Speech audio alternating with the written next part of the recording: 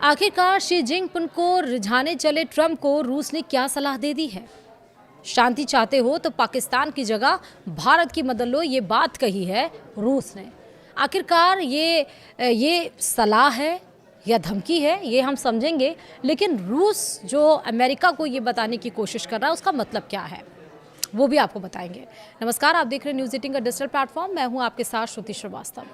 Iran और America के बीच गहराते युद्ध के संकट को सुलझाने के लिए अमेरिकी राष्ट्रपति डोनाल्ड ट्रंप इन दिनों चीन के दौरे पर हैं और शी जिनपिंग को रिझाने में जुटे हैं।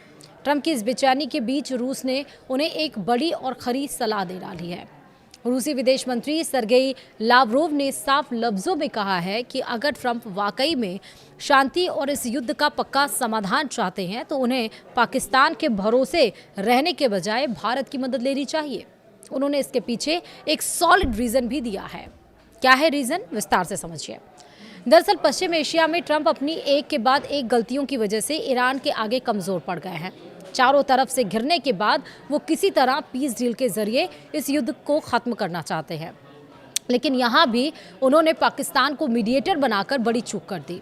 अपनी साख बचाने के लिए ट्रंप अब चीन की चौखट पर पहुंचे हैं, जिसके बाद रूस ने उन्हें खरी खरी सुनाते हुए सही रास्ता दिखा दिया।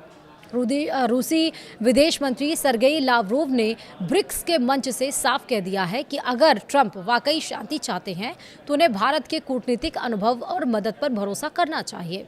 रूस के विदेश मंत्री सरगेई लावरोव ने दिल्ली से वॉशिंगटन को एकदम दो टूक मैसेज दे दिया है। उन्होंने साफ कहा कि ईरान और अमेरिका के बीच मचे घमासान को शांत करने के लिए पाकिस्तान फिलहाल छोटी मोटी मदद तो कर रहा है, लेकिन अगर इस झगड़े का पक्का और लंबा समाधान चाहिए तो दुनिया को भारत के पास आना होगा। लावरोव का मानना है कि भारत के पास कूटनीति का इतना ज़बरदस्त और पुराना तजुर्बा है कि वो एक मजबूत मध्यस्थ की भूमिका सबसे बेहतर तरीके से निभा सकते हैं। सीधे शब्दों में कहें तो रूस ने अमेरिका को समझा दिया है कि शांति के लिए पाकिस्तान की नहीं बल्कि भारत की साख पर भरोसा करना ही सही फैसला होगा। वहीं रूस की ये सलाह उस वक्त आई है जब अमेरिकी राष्ट्रपति डोनाल्ड ट्रंप बीजिंग में शी जिनपिंग के साथ इस मामले पर मत्थापच्ची कर रहे हैं। बता दें कि ईरान वॉर के बीच में ट्रंप चीन दौरे पर पहुंचे। ट्रंप के दौरे के पीछे छुपी हुई रणनीति है। ट्रंप अपने ही देश में हारी हुई जंग को लेकर घिर गए हैं। अमेरिकी लोग महंगाई की मार और ट्रंप की वॉर नीतियों से तंग आ चुके हैं और अब ट्रंप अपने राइवल चीन से एक ऐसी डील चाहते हैं जो उनकी इमेज को सुधार सके। वे चीन को रिझाने की कोशिश कर रहे हैं ताकि ईरान संकट पर कोई बीच का रास्ता निकल सके। वहीं दुनिया को उनकी ये बेचैनी साफ नजर आ रही है। ट्रंप की ये हालत देखकर रूस ने काम की सलाह दे दी है। रूस का ये बयान सीधे तौर पर पाकिस्तान की काबिलियत पर सवाल खड़ा करता है।